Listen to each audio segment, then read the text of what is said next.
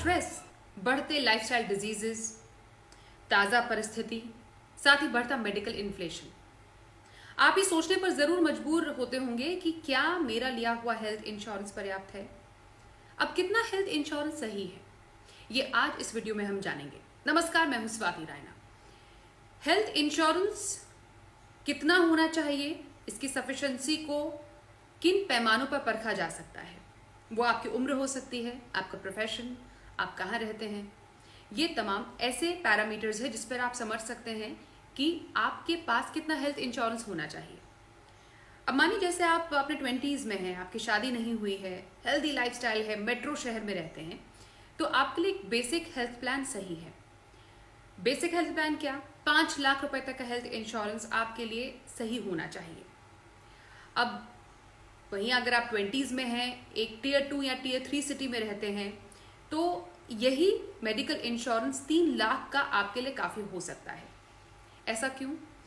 क्योंकि बड़े शहरों के अस्पताल के खर्चे भी बड़े हैं, बड़े शहरों में लाइफस्टाइल डिजीजेस का खतरा भी बहुत ज़्यादा है।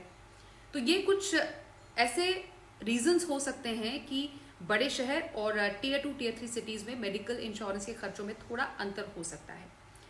अब 20s में क्या होता है, हम एडवेंचर पसंद होते हैं, केयर फ्री होते हैं, और अगर जॉब ऐसी है कि फ्रीक्वेंट ट्रैवलिंग होती है, तो हमें अपने हेल्थ इंश्योरेंस में एक एक्सीडेंट डिसेबिलिटी प्लान जोड़ना चाहिए। एक्सीडेंट डिसेबिलिटी प्लान को आप ऐसे देखिए कि अगर किसी वजह से वो क्या हो सकती है, किसी दुर्घटना की वजह से आपके काम करने की क्षमता पर असर पड़ता है, तो ये जो प्लान है वो आपके इलाज के खर्चे को पूरा कर सके। और वो कितना हो सकता है, हम ये समझ सकते हैं, लगभग 20 लाख तक का एक्सीडेंट कवर आपके लिए सही हो सकता है। अब 30 के पड़ाव पर आते हैं तो जिम्मेदारियां बढ़ जाती हैं, पार्टनर, बच्चों का ख्याल ज़्यादा आता है। इस पड़ाव पर आपको अपने बेसिक प्लान को बढ़ाना है। सबसे पहले आप क्या करें, अपने ऑफिस की मेडिक्लेम पॉलिसी आपके पास है अगर, तो तुरंत अपने स्पाउस और बच्चों का नाम ऐड करवा दीजिए और कवरेज को बढ़ा दीजिए। 5 लाख से तो काम नहीं चलेगा। ऑफिस पॉलिसी का फायदा ये भी होता है कि आप बेहद सब्सिडाइज प्रीमियम पर अपने माता पिता या फिर अपने इन लॉज को भी इसमें जोड़ सकते हैं।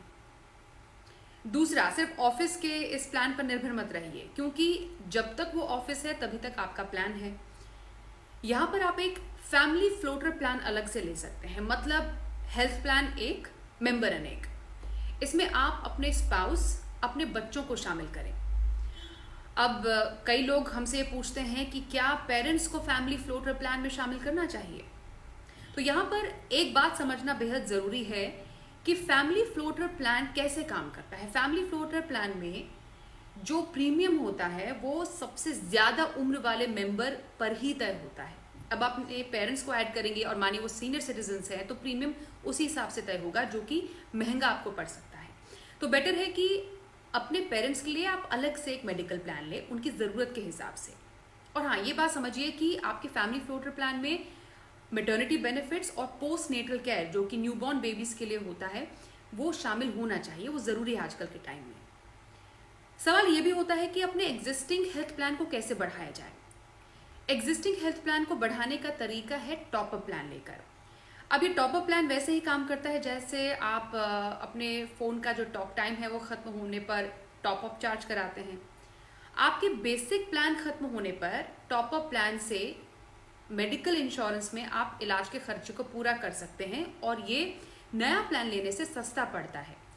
जैसे आप अपने 5 लाख के बेसिक प्लान में 20 लाख का एक टॉप अप प्लान ऐड कर लिया है, आपका इलाज का खर्च 10 लाख आया, तो आपके बेसिक प्लान के 5 लाख रुपए आपने उसमें खर्च कर दिए। पर टॉप अप प्लान लिया हुआ है चूंकि, तो 5 लाख रुपए जो है वो टॉप अप प्लान से आप दे सकते हैं। तो ये फायदा है टॉप अप प्लान का।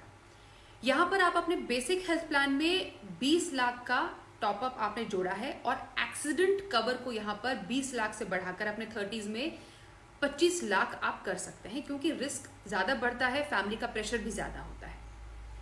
अब 40 के पड़ाव की बात करें तो ये एक ऐसी उम्र है जब आमतौर पर बीमारियां घेर लेती हैं, काम का बोझ होता है, जिम्मेदारियों को पूरा करने का स्ट्रेस होता है, इस बीच आप अपनी सेहत का ख्याल ही नहीं रख पाते हैं। इस पड़ाव पर क्या ज़रूरी है, क्रिटिकल इलनेस प्लान को अपने हेल्थ पोर्टफोलियो में जोड़ना चाहिए। अब हार्ट रिलेटेड प्रॉब्लम्स है, डायबिटीज़ है, हाइपरटेंशन, स्ट्रोक, कैंसर जैसी गंभीर बीमारियों के लिए क्रिटिकल इलनेस प्लान लेना सही माना जाता है, क्योंकि ऐसी बीमारियां काफ़ी लंबी चलती हैं, इलाज का खर्चा काफ़ी लंबा होता है। बेसिक हेल्थ प्लान पूरा नहीं कर सकता ऐसे इलाज के खर्चे को। क्रिटिकल इलनेस प्लान को आप कैसे ले सकते हैं? राइडर के तौर पर ले सकते हैं, क्योंकि बीमारी के पता चलने पर क्रिटिकल इलनेस प्लान आपको जो लमसम अमाउंट है वो वापस दे देगा। अब यहाँ पर यह बात भी जानना ज़रूरी है कि क्रिटिकल इलनेस में कई ऐसी बीमारियां होती हैं जो कि फैमिली हिस्ट्री में होती हैं, जैसे कि डायबिटीज़ है, कैंसर है। ऐसे में बेहतर है कि आप अपने लिए क्रिटिकल इलनेस प्लान का एक पर्याप्त कवर लें। जैसे कि अगर मेट्रो शहर में रहते हैं तो 30 लाख तक का क्रिटिकल इलनेस कवर आप ले सकते हैं। अब इलाज का खर्चा ही इतना ज़्यादा है। टियर 2, टियर 3 सिटी में रहते हैं तो 20 लाख तक क्रिटिकल इलनेस प्लान कवर लिया जा सकता है। हाँ, अगर छोटे शहर में लेकर बड़े शहर में आते हैं तो प्लान ज़्यादा होना चाहिए। एक्सीडेंटल कवर प्लान यहाँ पर आप अपने 40s में जारी रख सकते हैं। अब पड़ाव आता है 50 का। 50 में बच्चे ऑलमोस्ट सेटल हो चुके होते हैं, अपने लिए अलग से हेल्थ प्लान लेने के लिए सक्षम होते हैं। यहाँ पर ज़रूरत है आप अब अपना और अपने पार्टनर के बारे में सोचें। मियाँ बीवी एक दूसरे का ख्याल रखें। फैमिली फ्लोटर प्लान की यहाँ पर ज़्यादा ज़रूरत आपको पड़ेगी नहीं, क्योंकि अब जो बच्चे हैं वो आपको अपने प्लान में ऐड कर सकते हैं। बेसिक प्लान जो है आप उसमें 20 लाख का टॉपअप करा दें। क्रिटिकल इलनेस प्लान को बनाए रखें, जिसको आप बढ़ाकर 30 लाख रुपए कर सकते हैं। एक्सीडेंट डिसेबिलिटी कवर आप यहाँ पर हटा सकते हैं। ये आप एक बदलाव अपने हेल्थ इंश्योरेंस पोर्टफोलियो में कर सकते हैं। 60 के बाद आपको किसी भी हेल्थ रिलेटेड परेशानी से जूझने के लिए रेडी रहना पड़ेगा।